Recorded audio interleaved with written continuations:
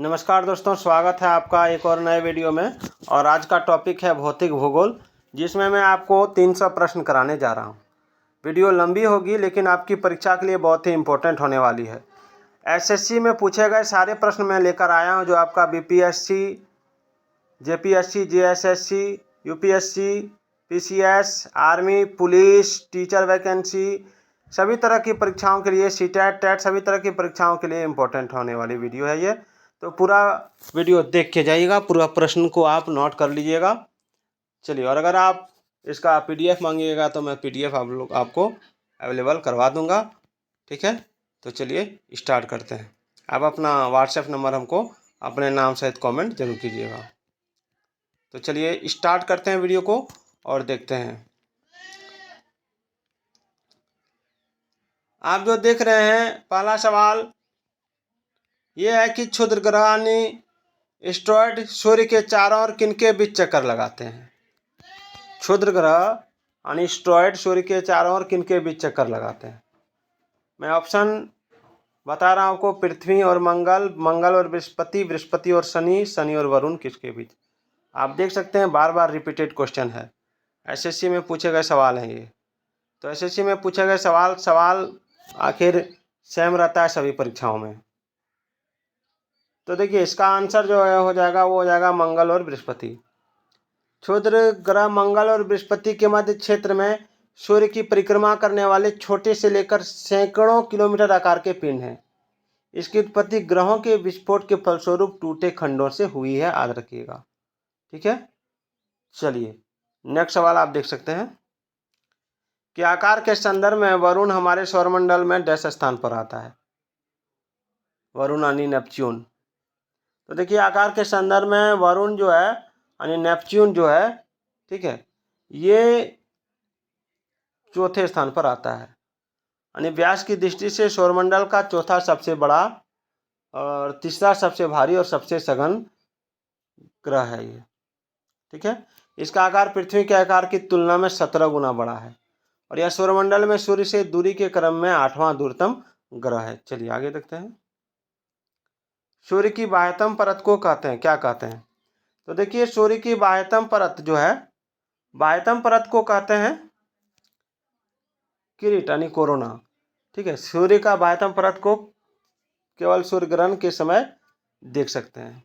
चलिए, ये सीजीएल में पूछा गया सवाल है। बृहस्पति का द्रव्यमान है लगभग, बृहस्पति का द्रव्यमान कितना है? तो देखिए, बृहस्पति का द्रव्यमान जो है ये सूर्य के द्रव्यमान का 1000वां गुना है, यानी ऑप्शन 2 इसका राइट आंसर होगा। सुपरनोवा क्या है? तो देखिए, सुपरनोवा विस्फोटी तारा है जो आकाशगंगा के घूर्णन से ब्रह्मांड में विद्यमान गैसों के परस्पर गुरुत्वाकर्षण के कारण उनके केंद्र में नाभिकीय संलयन शुरू होता है और हाइड्रोजन के हीलियम में बदलने की प्रक्रिया से तारा का जन्म होता है और केंद्र का हाइड्रोजन समाप्त होने के कारण ही नियम में बदलाव जारी रहता है। फिर हीलियम कार्बन में और कार्बन लोहा में परिवर्तित होने लगता है। इसके फलस्वरूप तारे में तीव्र विस्फोट होता है, जिसे सुपरनोवा कहते हैं। चलिए नेक्स्ट देखते हैं।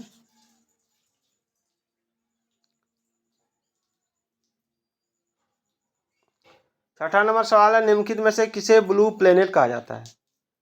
ब्लू प्लेनेट किसे कहा जाता है? तो देखिए, ब्लू प्लेनेट कहा जाता है पृथ्वी को, क्योंकि ब्लू प्लेनेट यानी नीला ग्रह, और पृथ्वी को ब्लू प्लेनेट इसलिए कहा जाता है क्योंकि इसमें जल की अधिकता है और जल के कारण ये नीला दिखाई देता है। सूर्य से पृथ्वी को प्राप्त ऊष्मा को क्या कहते हैं? देखिए, सूर्य से पृथ्वी की प्राप्त ऊष्मा को क्या कहते हैं, ये पूछा गया। तो इसका राइट आंसर हो जाएगा ऑप्शन 1 आतपन। ठीक है, सूर्य जो होता है गर्म प्रज्वलित गैसीय पदार्थों का एक बड़ा गोलाकार खगोलीय पिंड है और सूर्य से पृथ्वी को प्राप्त ऊष्मा को आपतन कहा जाता है। और याद रखिएगा, सूर्य के प्रकाश को पृथ्वी तक आने में लगभग 8 मिनट 20 सेकेंड समय लगता है। निम्न में से कौन से ग्रहों के चारों ओर घूमने वाले उपग्रह नहीं है? ग्रह के चारों ओर घूमने वाले उपग्रह नहीं है। तो देखिए,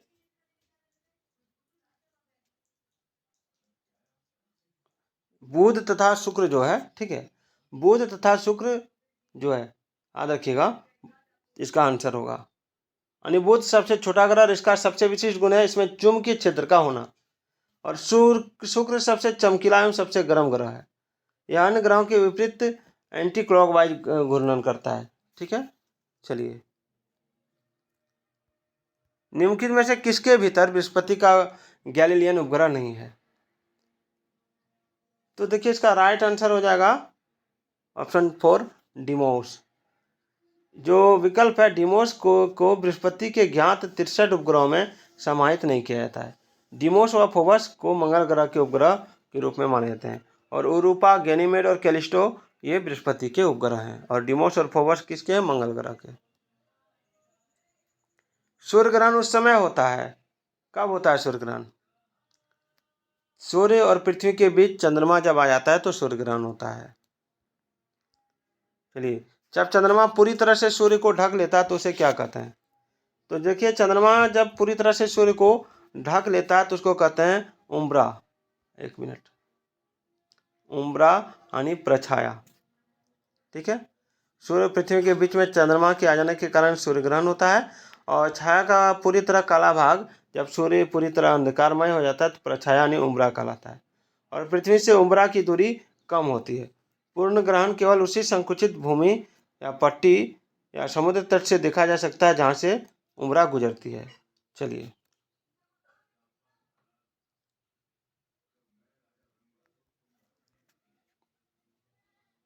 नेक्स्ट टॉपिक देखते हैं।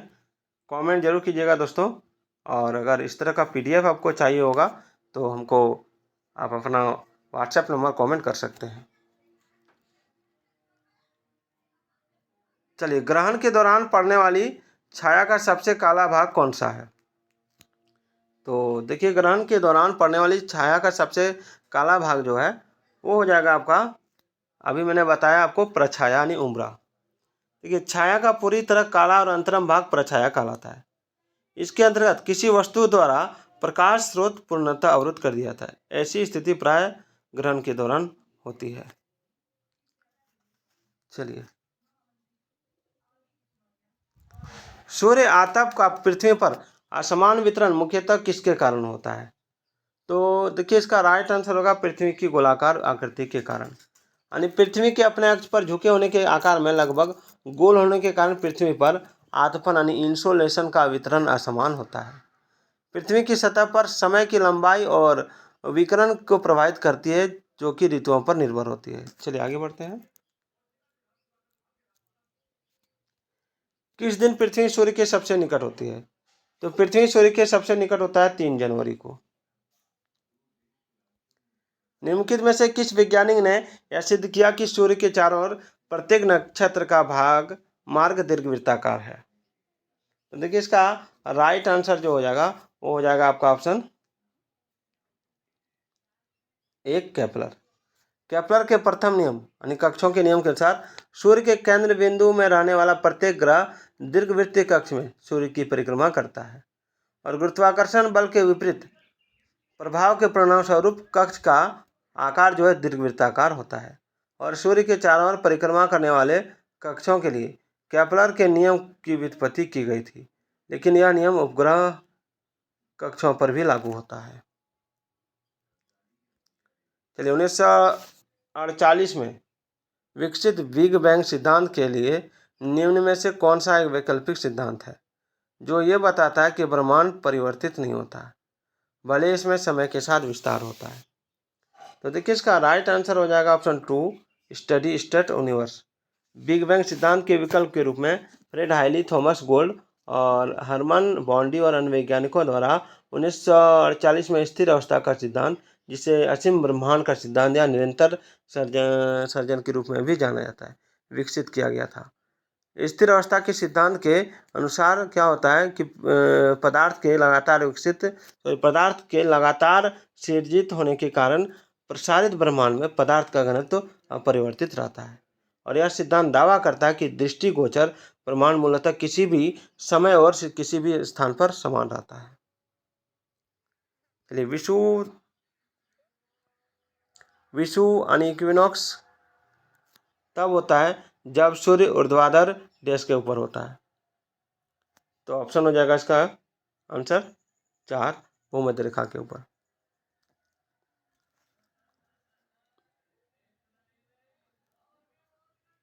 चलिए आगे बढ़ते हैं। इक्विनॉक्स होता है कब होता है इक्विनॉक्स? तो अभी मैंने इक्विनॉक्स कब होता है ये आपको बताया।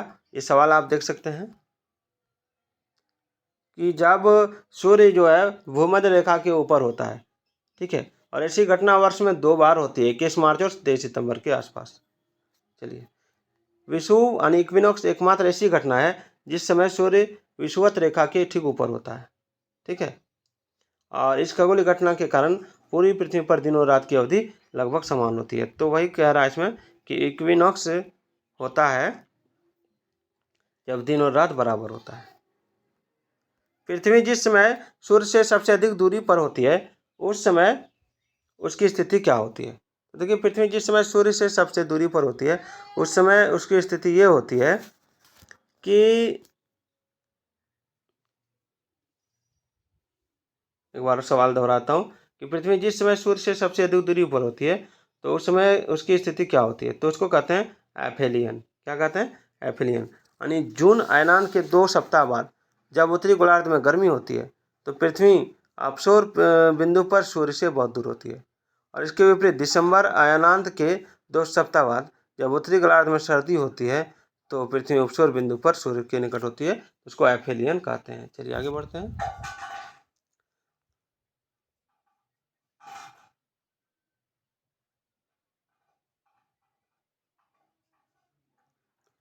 चलिए, तारामंडल सप्तऋषि को पश्चिम निवासी किस नाम से जानते हैं? तो इसको कहा जाता है बिग डीपर, यानी सप्तऋषि का दूसरा नाम बिग डीपर भी याद रखिएगा। इसमें 7 चमकीले तारे होते हैं, ठीक है, यानी इसलिए इसको सप्तऋषि कहा गया है। हिंदू नक्षत्र विज्ञान में से 7 महान ऋषियों के संग्रह सप्तऋषि मंडल के रूप में निर्दिष्ट किया गया है। इसके अंतर्गत प्रत्येक तारे का एक नामकरण एक पौराणिक हिंदू ऋषि के नाम पर किया गया है। निम्न में से कौन सा बोना ग्रह है? तो देखिए, बोना ग्रह जो है वो हो जाएगा आपका ऑप्शन 3, एरिस। एरिस सौरमंडल का सर्वाधिक भारी और दूसरा सबसे बड़ा बोना ग्रह है। यह बोने प्लूटो की तुलना में 27% अधिक भारी, याद रखिएगा। और सौरमंडल का सबसे बड़ा ज्ञात पिंड जहाँ अंतरिक्षयान द्वारा नहीं जा सकता यही है। चलिए, सूर्य भूमध्य रेखा पर ऊर्ध्वाधर कब चमकता है?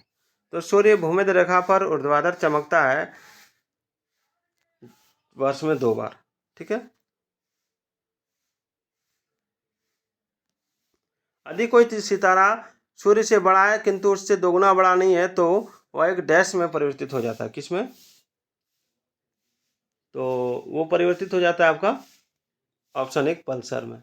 यदि तारा लगभग सूर्य के आकार का है या उससे छोटा है तो वह श्वेत बोने यानी ठिगने बोने के तारे में परिवर्तित हो जाएगा।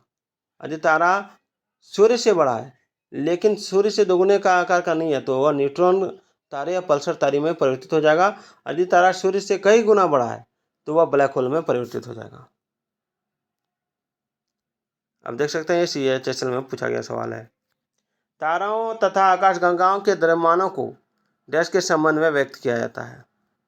तो इसका राइट आंसर हो जाएगा ऑप्शन 2, सूर्य का द्रव्यमान के रूप में। उर्सा मेजर अथवा बिग बेयर एक प्रकार का डैश है, क्या है? तो उर्सा मेजर और बिग बेयर, तो ये हो जाएगा आपका ऑप्शन 2, नक्षत्र मंडल।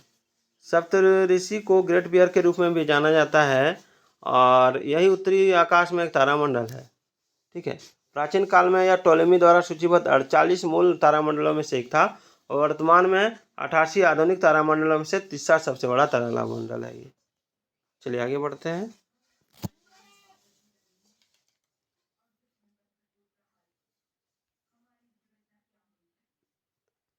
पृथ्वी से बढ़ती दूरी के अनुसार यहाँ का निम्नलिखित में से कौन का क्रम सही है, यानी किसका क्रम सही है पृथ्वी से बढ़ती दूरी के अनुसार?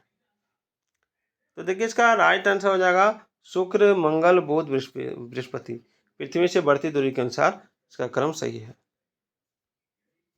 वर्ष की दीर्घतम अवधि निम्नलिखित में से किस ग्रह पर होती है? तो देखिए वर्ष की दीर्घतम अवधि जो है ये हो जाएगा आपका ऑप्शन 3 नेपच्यून। ठीक है, किसी भी ग्रह पर वर्ष की लंबाई से बात से निर्धारित होती है कि सूर्य के चारों ओर चक्कर लगाने में उस ग्रह को कितना समय लगता है। नेपच्यून को सूर्य का चक्कर लगाने में सर्वाधिक समय लगता है क्योंकि यह सूर्य से सर्वाधिक दूरी पर स्थित है। एक ग्रह की अपने कक्ष में सूर्य से न्यूनतम दूरी को क्या कहा जाता है? देखिए एक ग्रह की अपने कक्ष में सूर्य से न्यूनतम दूरी को पेरिहेलियन कहते हैं, यानी उपसौर कहते हैं। ऑप्शन 1। और किसी ग्रह, क्षुद्र ग्रह या धूमकेतु की कक्षा का वह बिंदु जो सूरज के सबसे सर्वाधिक नजदीक है, याद रखिएगा। और अपसौर जो है एपिलियन के विपरीत है, जो सूरज से सबसे दूर की बिंदु एपिलियन यानी अपसौर है, याद रखिएगा, ये दूर की बिंदु है। चंद्रग्रहण के समय निम्नलिखित में से कौन मध्य में रहता है?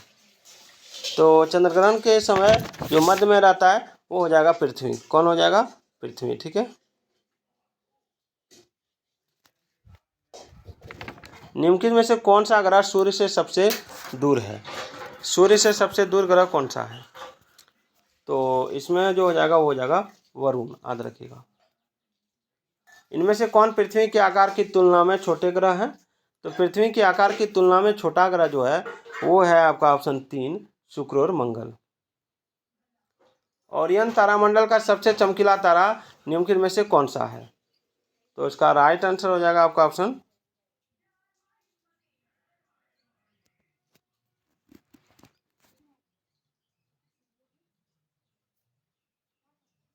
3 रिगेल। ओरियन तारामंडल में 81 दृश्यमान तारे हैं, ठीक है, जिनमें रात के आकाश के जो कुछ सबसे चमकीले और सबसे महत्वपूर्ण तारे शामिल हैं, याद रखिएगा। और नक्षत्र में सबसे चमकीला तारा से रिगेल है, जो सूर्य की तुलना में 40,000 गुना तेज और ऊर्जा का 1,00,000 गुना अधिक उत्सर्जन करता है। निम्नलिखित में से कौन सा तारा सूर्य के सबसे नज़दीक है? तो सूर्य से सबसे नज़दीक तारा प्रोक्सिमा सेंचुरी है और पृथ्वी का सबसे निकटतम तारा भी है। यह एक लाल बौना और कम द्रव्यमान वाला तारा है, याद रखिएगा।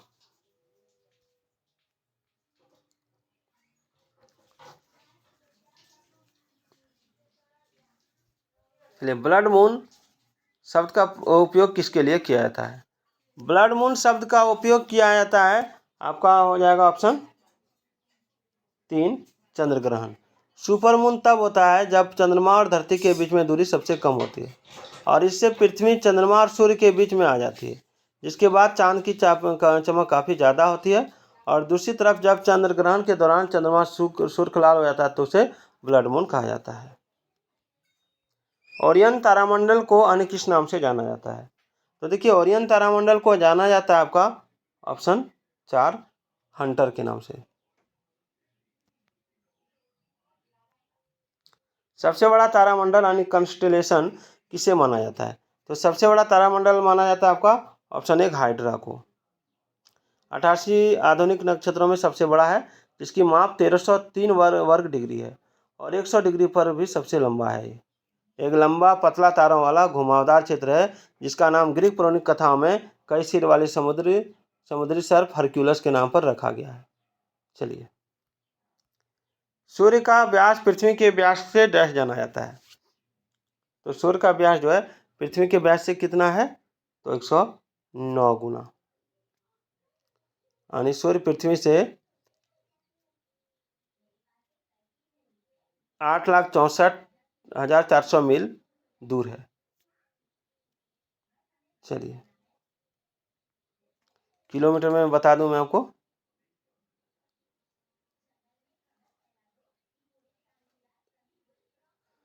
यानी इसका हो जाएगा 13,91,000 किलोमीटर। चलिए, नीचे दिए गए ग्रहों में से सूर्य जो है, नीचे दिए गए ग्रह में सौर मंडल में कौन सा ग्रह सूर्य से सबसे नज़दीक है? तो सूर्य से सबसे नज़दीक जो है ऑप्शन के अनुसार हो जाएगा आपका ऑप्शन 3 वरुण। नहीं, वरुण नहीं होगा, ये तो दूर है ना, सबसे दूर है। 1 मिनट, सबसे नज़दीक पूछा है ना, नहीं सबसे दूर ही पूछा गया, सॉरी। नीचे दिए गए ग्रह में सौरमंडल में कौन सा ग्रह सूर्य से सबसे दूर है? तो ये हो जाएगा आपका वरुण। चलिए, उर्सा मेजर नक्षत्र को भारत में किस नाम से जाना जाता है? तो देखिए, उर्सा मेजर नक्षत्र को भारत में जाना जाता है सप्तऋषि के नाम से। हिंदू कथा में उर्सा मेजर को सबसे चमकीले सितारे यानी 7 ऋषियों का प्रतिनिधित्व करते हैं और नक्षत्र को सप्तऋषि के नाम से जाना जाता है। ठीक है, और विचाराधीन जो इसका सप्तऋषि तारे का जो नाम है उसका नाम है ऋषि, भृगु, अत्रि, अगिरस, वशिष्ठ, पुलस्त्य, पुल्लाहा और क्रतु। ठीक है, और उर्सा प्रमुख तारामंडल उत्तरी आकाश में स्थित है। चलिए, अलास्का और उत्तरी कनाडा जैसे ध्रुवीय क्षेत्रों में जब आकाश में चमकीले रंग प्रदर्शित होते हैं तो उस भौतिक परिघटना को क्या कहा जाता है? तो देखिए, इसका राइट आंसर जो हो जाएगा वो हो जाएगा आपका ऑप्शन 1 सुमेरु ज्योति। जान लीजिए, सुमेरु ज्योति जिसे कभी कभी ध्रुवीय प्रकाश, उत्तरी प्रकाश या दक्षिणी प्रकाश के रूप में जाना जाता है, पृथ्वी के आकाश में एक प्राकृतिक प्रकाश प्रदर्शन है जो मुख्य रूप से उच्च अक्षांश क्षेत्रों में देखा जाता है। चलिए, उरूपा किसका एक प्राकृतिक उपग्रह है? देखिए, उरूपा जो है, ठीक है, उरूपा आपका बृहस्पति का प्राकृतिक उपग्रह है, बृहस्पति ग्रह का। चलिए, बहुत ही इंपॉर्टेंट टॉपिक चल रहा है, भूगोल से पूछे गए सवाल मैं डिटेल वाइज बता रहा हूँ आप लोगों को। सवाल है कि एक तारे के जीवन चक्र में निहारिका चरण निम्नलिखित में से किसको संदर्भित करता है? तो देखिए, इसका राइट जो आंसर हो जाएगा वो हो जाएगा आपका ऑप्शन 3 धूल और हाइड्रोजन का एक बादल, जिसे नेबुला कहते हैं। निम्नलिखित में से कौन सा ग्रह गैसीय ग्रह नहीं है? तो गैसीय ग्रह जो नहीं है वो है आपका ऑप्शन 1 मंगल। याद रखिएगा कि बुध, शुक्र, मंगल और पृथ्वी के समान रासायनिक और भौतिक गुण मिलते हैं। ठीक है, और सभी को स्थलीय ग्रहों के रूप में जाना जाता है, ये गैस ग्रह के रूप में नहीं जाना जाता है। और गैस ग्रह में कौन कौन आता है? बृहस्पति, शनि, यूरेनस और नेपच्यून, याद रखिएगा। चलिए, निशाकाश यानी रात्रि आकाश में चमकने वाले पिंडों को किस नाम से जाना जाता है? तो ऑप्शन 2 खगोलीय पिंड। दीप्तिकर यानी लूसीफेर डैश का एक अन्य नाम क्या है? लूसीफेर का एक अन्य नाम क्या है? तो लूसीफेर शुक्र ग्रह का एक लैटिन नाम है, शुक्र हो जाएगा। लूसीफेर यानी दीप्तिकर, दीप्तिकर यानी ज़्यादा चमकने वाला, वो शुक्र ग्रह है। ग्रहों के वैज्ञानिक चंद्रमा के चारों और विद्यमान पतले गैस आवरण को डैश कहते हैं? तो याद रखिएगा, इसका आंसर हो जाएगा आपका ऑप्शन 1 चंद्रमा का बहिर्मंडल। यह वैज्ञानिक चंद्रमा के चारों ओर के पतले गैस आवरण को लूनर एक्सोस्फीयर कहना पसंद करते हैं, जो यानी चंद्रमा का बहिर्मंडल, क्योंकि यह इतना कठोर होता है कि गैस के परमाणु आपस में बहुत कम टकराते हैं इसमें। और इसरो के अनुसार आर्गन 40 और 40 AR, पोटेशियम 40 और रेडियोधर्मी विघटन से यह उत्पन्न होता है। चलिए, सौरमंडल में ग्रहों के क्रम में मंगल और शनि के बीच कौन सा ग्रह आता है? तो देखिए, सौरमंडल में ग्रहों के क्रम में मंगल और शनि के बीच में जो ग्रह आता है वो हो जाएगा आपका ऑप्शन 4 बृहस्पति। चलिए, सौरमंडल में ग्रहों का क्रम सूर्य के सबसे निकटतम से सबसे दूर का क्रम क्या है वो मैं बता दूं आप लोगों को। सबसे पहले बुध, ठीक है, असेंडिंग ऑर्डर में बता रहा हूँ, आरोही क्रम में छोटा से बड़ा, मतलब चलिए सबसे नज़दीक से दूरी में तो बुध, शुक्र, पृथ्वी, मंगल, बृहस्पति, शनि, अरुण, वरुण, इसका ये क्रम है। तो मंगल और शनि के बीच में तो बृहस्पति ही आएगा। सौरमंडल में ग्रहों के अनुक्रम में बुध और पृथ्वी के बीच कौन सा ग्रह आता है? देखिए, बुध और पृथ्वी के बीच में मैंने आपको अभी क्या बताया कि सबसे पहले होता है बुध, तब शुक्र, तब पृथ्वी, तब मंगल, तब बृहस्पति, तब शनि, तब अरुण, तब वरुण। तो बुध और शुक्र और पृथ्वी ये तीनों एक लगातार है तो बुध और पृथ्वी के बीच में क्या आएगा, शुक्र आ जाएगा। चलिए आगे बढ़ते हैं।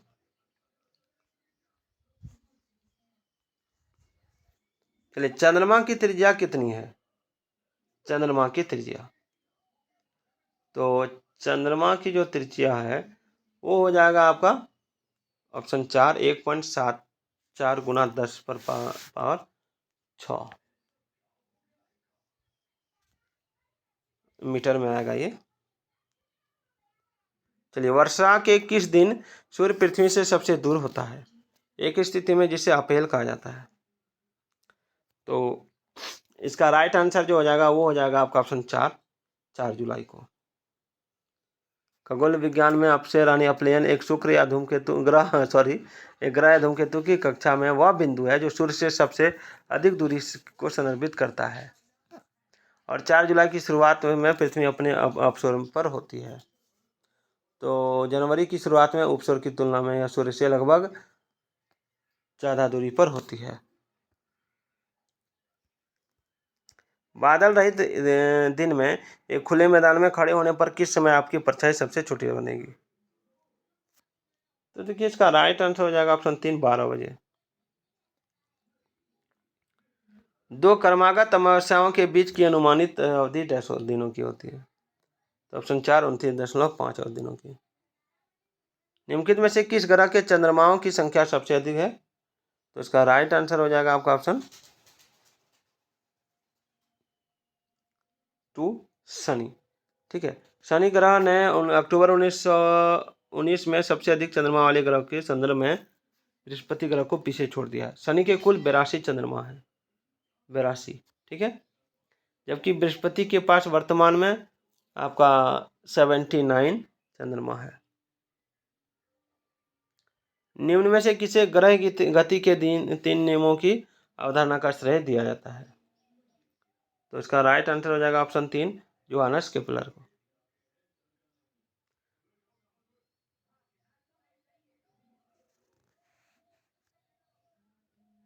शंकुक डैश का एक भाग है, किसका, तो इसका राइट आंसर हो जाएगा आपका ऑप्शन 1 सौर घड़ी का। शंकुक एक धूप घड़ी का त्रिकोणीय पत्ती ब्लेड है जो एक छाया का निर्माण करती है। चलिए आगे बढ़ते हैं।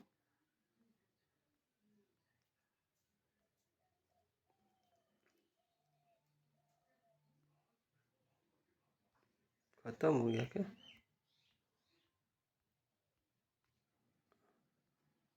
हाँ इसमें ख़त्म हो गया। तो आज का ये वीडियो आपको कैसा लगा कमेंट जरूर कीजिएगा। अभी मैं 300 प्रश्नों का सीरीज आपको दूंगा, कल फिर मैं 100 प्रश्न लेके आ रहा हूँ। तो फिर मिलता है अगले वीडियो में, तब तक के लिए जय हिंद जय भारत।